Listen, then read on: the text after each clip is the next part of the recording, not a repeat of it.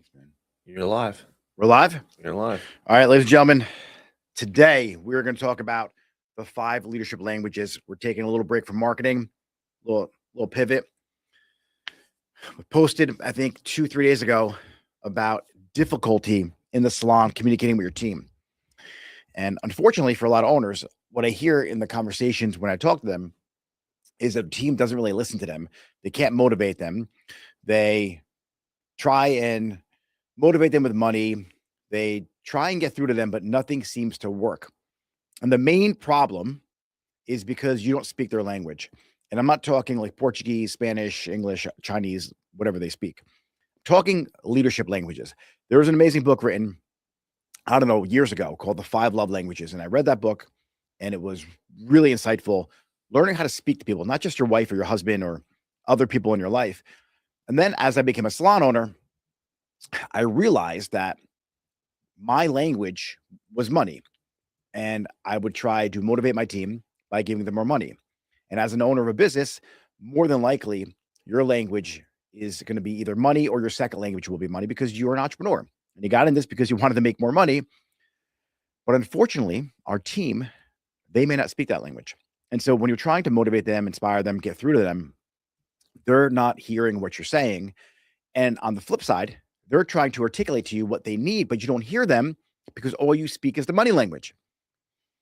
So we're going to break down the 5 different languages that you should understand if you want to have better communication with your team. Nick. We're live everywhere, right? We're good? We are live All right, everywhere. cool. Yeah.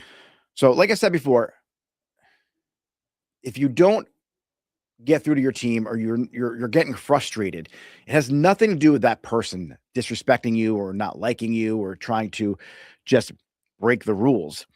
It might just be because they don't hear what you're saying. So for me, another one of my languages is recognition. I like to be praised. And like, funny because me and my wife, like, I'm like, hey, was this good? Did I do a good job? She's like, yeah, you did a good job, or you're doing well, or whatever the conversation is. She doesn't speak recognition. She doesn't need recognition. She just gets shit done. My language after monetary gifts is recognition. So when it comes to the salon, I kind of like to be told I did a good job. First, obviously, is more money. I like commission. I like to be paid more. I like to be given bonuses. So as an owner, I like to do that too.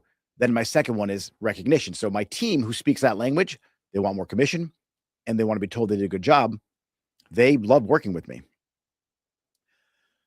When it comes to attention, right? That's the second language. Some people just need attention, like needy. They're always asking you questions. They're always like just needing attention. They're just really needy. A lot of times they're the most loyal, but they're also the most frustrating. And you're like, oh my God, just get away from me. Like a little kid sometimes, right? When they're not pulling on your pants, they're nagging you, mommy, mommy, mommy, or daddy, daddy, daddy. That's because they just want to feel value. They want to feel like they matter. They just need some focus time from you. And it's, as an owner, like your attention is spread so thin as it is. These people, for an owner, is usually the hardest to deal with because they want the most valuable resource, which is your time and attention.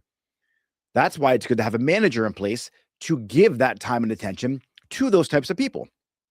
If you're working behind the chair and you're really busy and you don't have time to focus on them, they're going to feel like you don't care and that you're not a good owner despite them, despite the bonus you give them, despite the praise you give them, despite everything else that you're doing. They feel like you're not a good owner because you don't give them enough attention. And that's why it's good to have a hierarchy of leadership in your salon to delegate certain things, like giving the attention to those people. Next thing, support. Kind of like lives in the same house as the attention, but some people just need support. They want to be supported on, especially your younger stylists, how to do the haircut, how to do the highlight. They want to make sure that they feel like you have their back as an owner. Team's back. You want to make sure that you're giving them guidance and you're giving them the pathway to be successful. They need that from you. So it's not just, hey, take this class.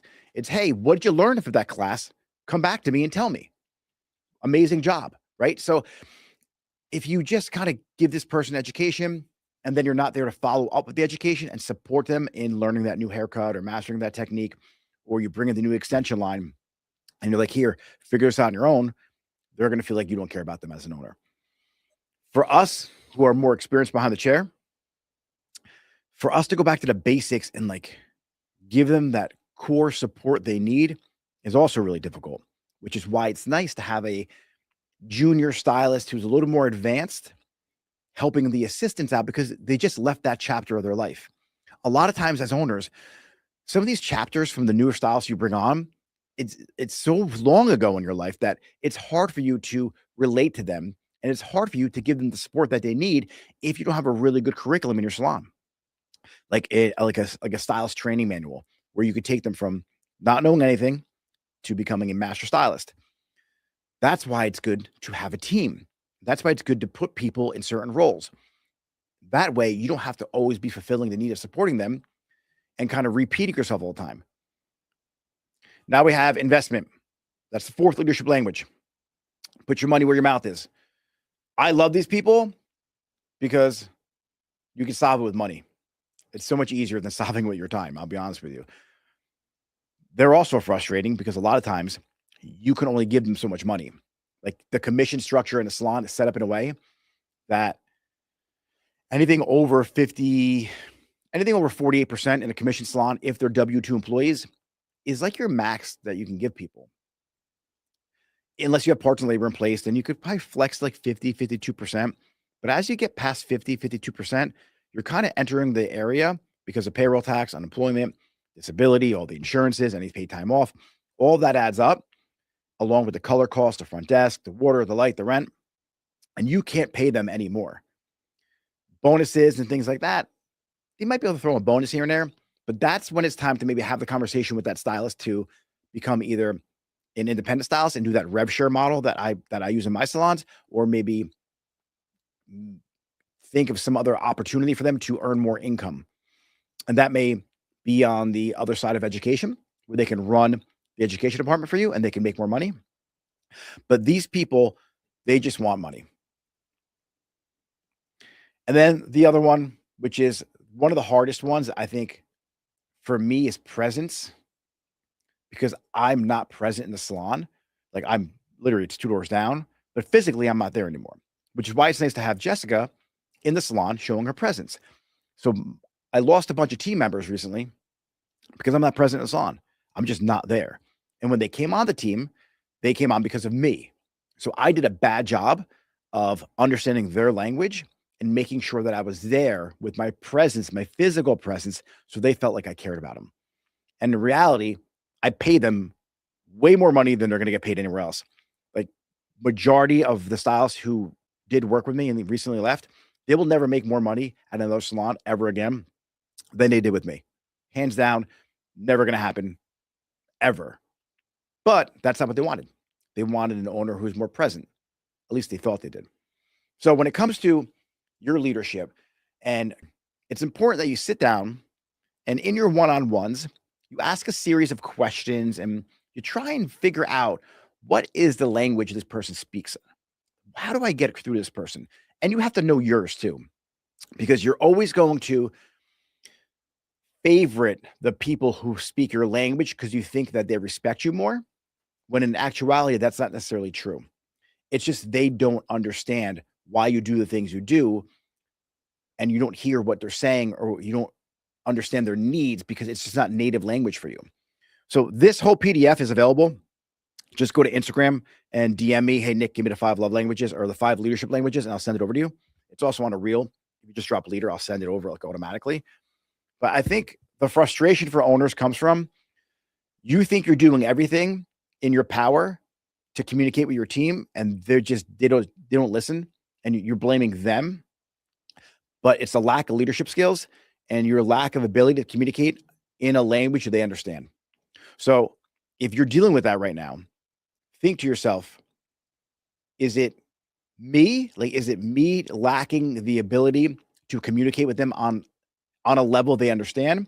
Or is that person just don't give a shit and they, no matter what I do, nothing gets through to them. Because I guarantee you, if you learn their language and you communicate on their level with how they speak and give and receive information, 100%, it's going to change the dynamic and the culture in your salon to a point where you actually love going to work again, and you begin to understand each person and what their needs are. Because as owners, our clients really are our stylists. And if you don't treat them like you don't treat them like clients, you're going to lose them. So it's really important that you understand that you have two sets of clients, ones that sit in your chair and ones that work behind the chair. And just like you master the art of consultation, so when your client says, oh, I want warm highlights, and you're like, okay, Cindy, show me what warm highlights are in this picture. Actually, those are pretty ashy. Those are cool highlights. You're like, oh, I thought they were warm. Your team, when they're asking for things, you have to read between the lines. What are they really asking for? So when somebody's asking for more education, maybe they're just asking to be more supported. And what you do is you like pay for the class, you send them out to California or another state, you bring in the educator to come into the salon, you spend $5,000 on their education, and they're still not happy. That's because they need support. They want your presence there. So it's important that you dissect each one of the languages, and you, even in your notes, like everyone should have a note on their team member. All your one-on-ones, here's how I like to do it. So I like Evernote, and what I do is I create either a Google Doc or I create an Evernote with my team member's name, and I have my onboarding form, their core values, everything we talked about. Every single meeting also is inside of that notebook in Evernote. Attached to that is any life goals they have, any experiences they want to have. And then next to that is also their leadership language. So I know exactly how to speak to that person when I have to interact with them. And it becomes second nature after a while. You know, like what you have to say to somebody in order to get the best out of them. And that's your job as a leader, to lead people the way they need to be led and make sure you bring out the best in each individual on your team. This way, collectively, when you have a team of 10 people all functioning at a high level, you as the owner don't have to do much. It's like, think of an orchestra and a conductor, and the whole band's in front of him. There's like 50, 60 instruments. He's not playing not one of them, but he's controlling all of them. Beautiful music happens because of him or her. So you as an owner, that's like your role. You're the conductor and you're creating beautiful music in your salon. But if you give the sign for the brass section to do what the drums do, they're not going to know what to do. So it's important that you understand what each instrument, what each person in your salon, how they speak, how they give information, how they receive information, so you could make a beautiful business. So that's my analogy. So James, we're going to bust out with some Q&A. Okay. I want to get you guys any questions you have. I wanted to make this a quick one today, and I wanted to just get your frustrations you have right now live answered.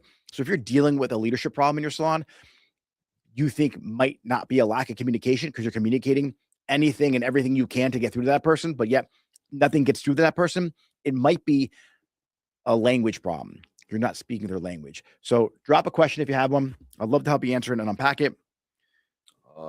We have stylists. What if someone's language is investment, but you literally can't afford to send them to education right now? Okay, great.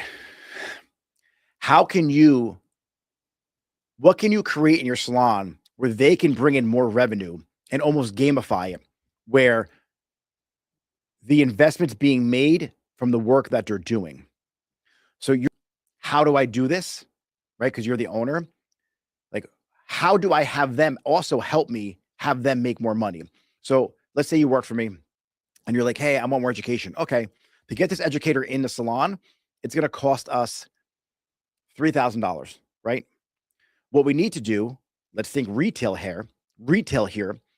Let's collectively get the salon together as an objective to sell more retail than we ever did before. So create a game where each person has to sell X amount of retail to every single client or every single week. Create that number. The profit from that being successful creates the money you need to pay for the class. So instead of you trying to figure out, oh, I got to pay for the class, let's figure out a way to use our business, one of the tools we have that generates income for us from that particular area, and then use the profits from that to pay for the thing that you need to speak that person's language. So if you're not selling 20% of your service sales in retail, you're doing something wrong. There's no reason why somebody has to walk out of your salon or should walk out of your salon without buying a product, unless they were there like a week ago and they bought the product. So every other visit, at least they should be buying something, because they're buying something anyway. They're ordering it online. And if you don't have an online store, it's a whole different conversation, but they're ordering products online. They're leaving your salon to go to Ulta, leaving your salon to go somewhere else like Sephora or Blue Mercury, or ordering it online. Why not your salon? So if you wanted to fix that problem, that's what I would do. I would tie the class to a financial goal for that person because they speak that language. And then they're going to be driven to hit that goal or that target because they speak that language. And then you'll have the money magically appear for you. James, my lips are so We chapped. have Cuts by Kells. I have a stylist who I know wants more attention, but I have 12 people on my team. How do I scale this? Managers. This is another who, not how. So as owners, you're always saying, how do I do this? That was a beautiful question. It's not how you do it. Don't mind my chapstick. My lips are shot right now. But it's who do you need to bring on your team that you could delegate that particular role to, so everyone's fulfilled in what they need. I don't know, like a team of 12, you should have an assistant manager or a manager or somebody you delegate things to. So think to yourself, who can I bring in to my world that I can pass on this particular thing to, this task? That way it relieves you. Because as an owner, you're not meant to do everything. Owners are meant to spend time and spend maker time. So there's two types of time that you're going to have on your calendar: maker time or manager time. Now, as an owner, we're the visionary. We should spend most of our business time, like day to day, in maker time. Like a lot of times, I'm just creating stuff. I'm creating lesson plans. I'm researching information, researching social media. How do I become a better creator? How do I get like all that stuff? I'm not doing admin work. I'm not crunching like numbers. I pay people for that. I have other people fulfilling that role. People who love doing that particular task. If I was a maker, if I was a manager all the time, I would get nothing done to get me closer to my vision.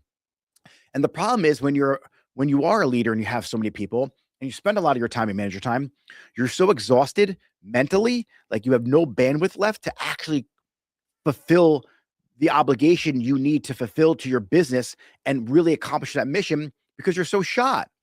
And then you sit down and you're like, I have nothing.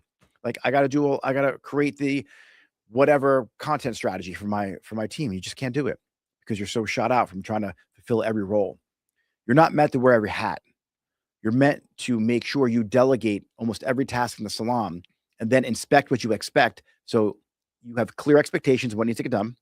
And then you're there to check in everybody. What a lot of owners do, why they fail with this whole management thing and putting people in putting people in leadership positions, is the fact that they don't inspect what they expect. They don't give a clear definition of done, and then they just delegate the task, and there's really no kind of instruction to that person. Then it comes back to them, and they're like, "Well, this sucked.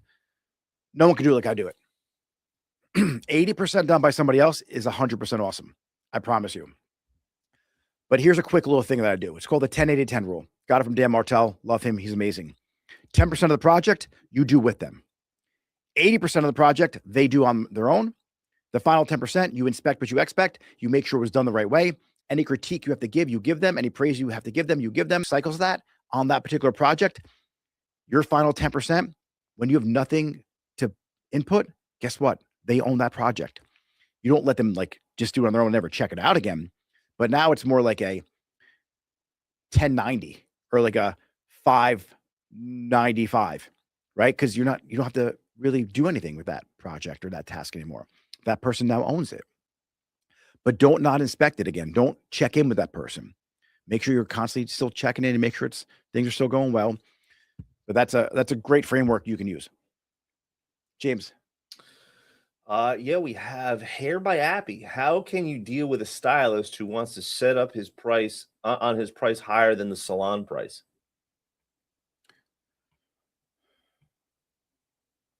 Okay, that's a beautiful question. Is he worth it? And does he value himself more than you value him and value the salon?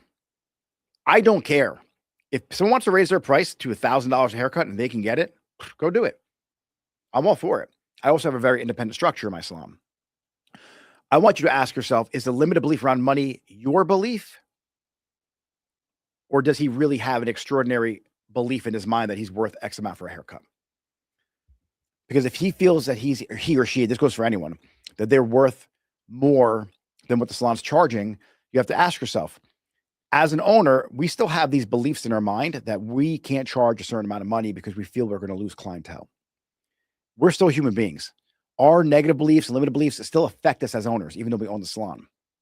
I hate the conversation around money. Me and James just debated about it the other day for what we do for SEO. Excuse me. We're still debating about it. He thinks that we should charge X amount. I'm like, no, we should charge this amount. He's like, yeah, but everyone else is charging this amount and they're not delivering. We're going to over deliver and have a bigger impact on people's SEO. So we should charge this much.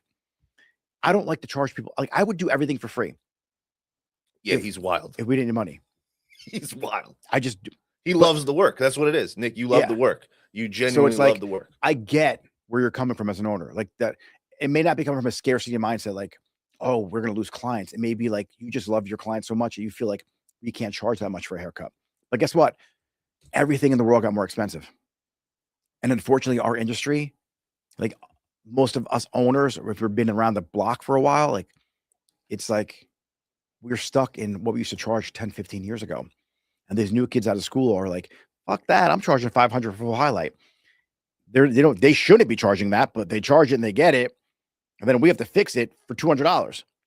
So something's backwards here. So what I would do, I would sit down and I would get to the mindset first with yourself and figure out, all right, do I have a limited belief around what we can charge in our salon? And then I would make sure that person, if they're charging that money, that they're actually worth it. And then I would raise your salon prices. But that's obviously a deeper conversation we need to have. James. Pip University is in the chat. She's a brilliant example of learning to delegate. She was on the show last week. Let's go to Heather. What do you got, James? Muhammad Ali, big fan of your work. I currently don't have a website. You suggested Shopify earlier. Yep. Could you elaborate more on why Shopify is preferred from other options? Thanks in advance. All right, here's the deal. This is a basic breakdown when it comes to Shopify. Wix, Squarespace, WordPress, they all have shopping components to them. Shopify is the best at that particular thing. They're designed for e-commerce. They also have a very good content management system. So you could have blogs in there. You could have pages on there. You could create local pages on there. So from a local SEO standpoint, I feel the coding of the back end is really simple to do. I don't like WordPress. Some people love WordPress and they may be great at it. Now, your retail in your salon, have your retail in your salon. Is it in the building? Like, do you have a retail area? More than likely, yes, right? Good. Do you put your retail down the street in another building so your clients have to leave your salon, want to buy the shampoo, drive 4 blocks, walk to another door, and then go buy it? No, that's insane. It's ridiculous.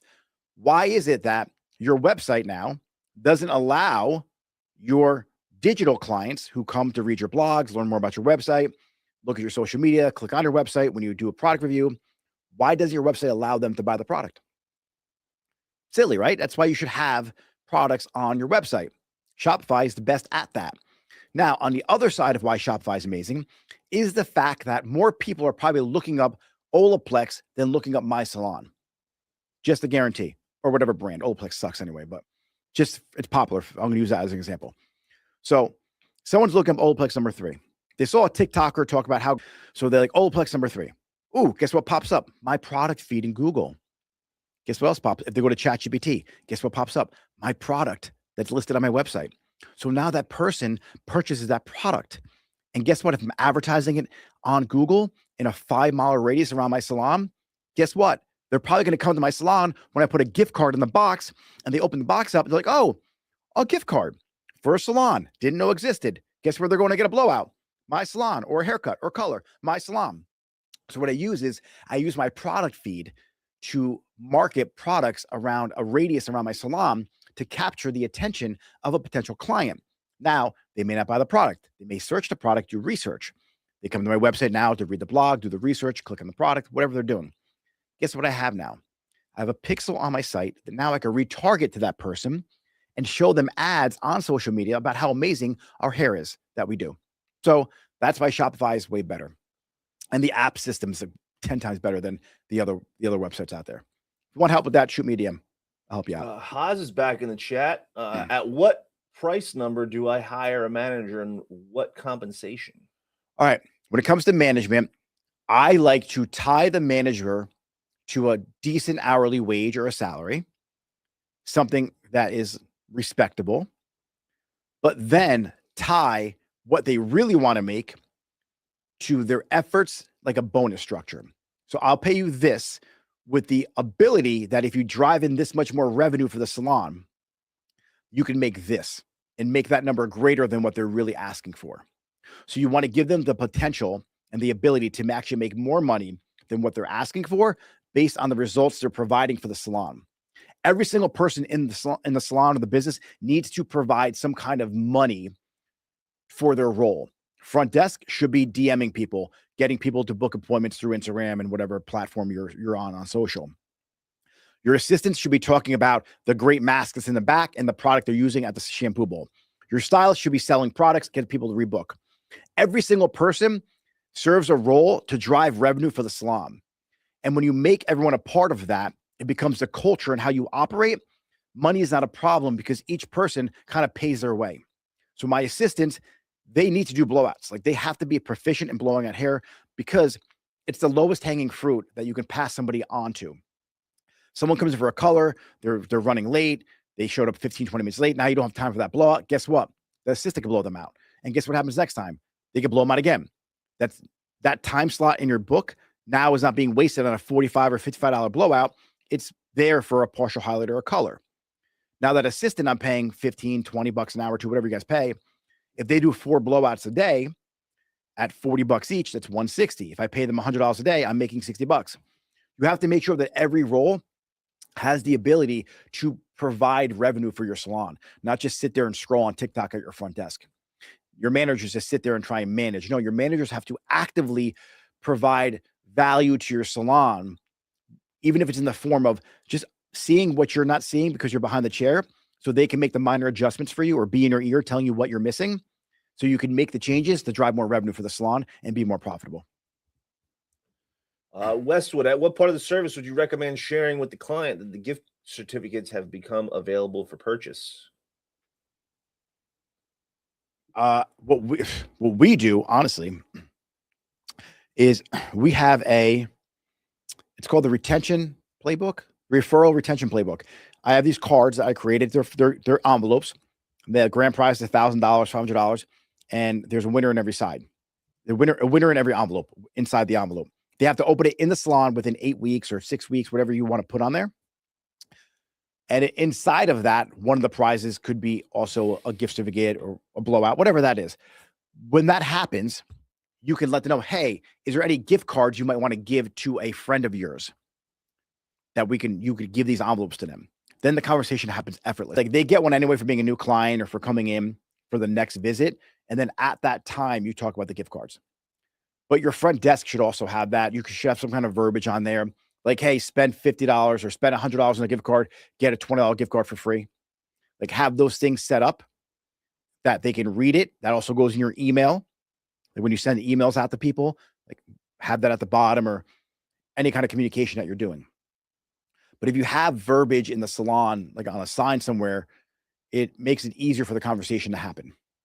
Like have a sign up there that says, ask me how to get $20 today for free.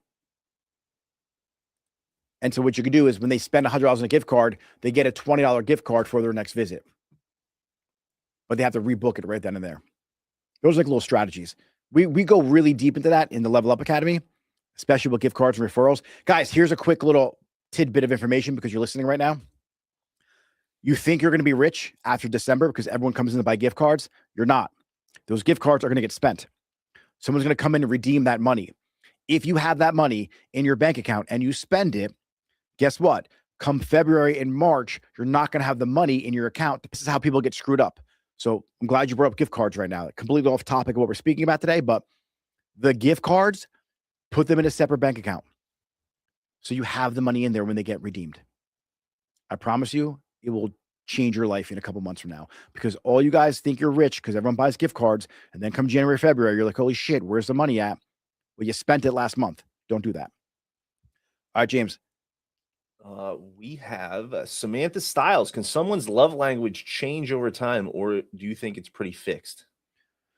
I think it's pretty fixed, honestly. I think that as people mature, though, and they realize that they can't pay for a mortgage on freedom and love and attention, they're going to want money. So as people like mature in the responsibilities they have in life, they do change a little bit, but it becomes their second language. So their first ideal language, like they communicate on, is going to stay the same, and then their second one might teeter back and forth between a few of them. We got Sarah Mitchell on Facebook. Nick, I've been a salon owner for 15 years and I never thought about this. I think I've been speaking my language to everyone this whole time. Is it too late to fix this with long-term employees? No, never. Like what I love to do is have a re-interview process. Like have a new first date. If you think about marriages and think about relationships, what do they always say? Have a date night, right? But we don't think. Here's the thing where everyone gets wrong, and even I get it wrong. A relationship is a relationship. So relationship advice, like if you follow the people on Instagram and TikTok giving you the best relationship advice, it works in your salon too. Revisit the person, have a conversation, and then have a date with that person. And it's actually a one-on-one, right? So we don't look at one-on-ones like that. You're dating the person. Hey, let's do the core values exercise again. Let's do the re-interviewing process again. I love the re-interview staff members who've been around for a while to see what changed. Right? So no, not at all. They're going to love it. They're going to respect it so much more.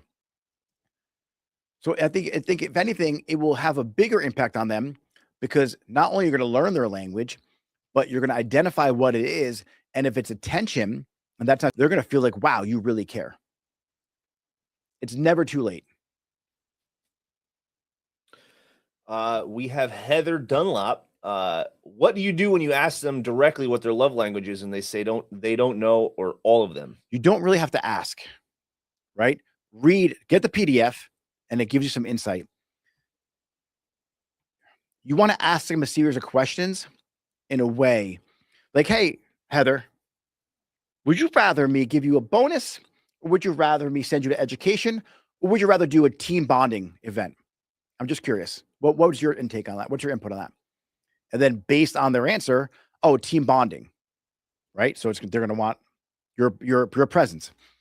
They want money. They want a bonus. Okay, they like money. That's their language. Then you're like, hey, would you rather get an award for would you rather this trophy or this award for like getting the most reviews, or would you rather a gift card for the restaurant down the street? Oh, that's awesome, that award. I would love that. Some people just want recognition, right? As crazy as that sounds. So you get to ask them a series of questions that would reveal their language.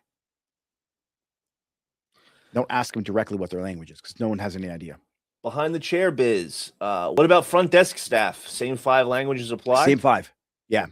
And guys, you could tweak the words a little bit that I used in the PDF. Like if it's presence, like, presence is presence, but I put like investment, that's money. Like make it make sense to you. Like change the verbiage if it doesn't align with how you speak, like physically speak like English or whatever language you speak. But the languages are going to be the same. These 5 are pretty set in stone. Nick, would you say that there is a common language you see between high performers versus average performers? Yeah, honestly, money. People perform higher because of money. And then also, I can't say that. It's tough. I would say if the most consistent language being spoken by people who are high performers is money, because that's what drives them. Like, I don't mind working 12 hours a day, being booked nonstop, because I'm going to make more money at the end of the day. It's just, that's what we do. We're animals. We like to work. The colorist mindset. Do you think clients have love languages too? And can you use this for client retention? 1000% you can. That's such a beautiful question. Such a beautiful question. Like when you have clients who need your presence and you're trying to grow as a stylist and you don't want to apply color anymore, right? You don't want to apply single processes or you want to do blowouts. So you pass them off to your assistant. Well, presence is needed you need to make sure you train that person and do the service with your assistant for a while so you're still present.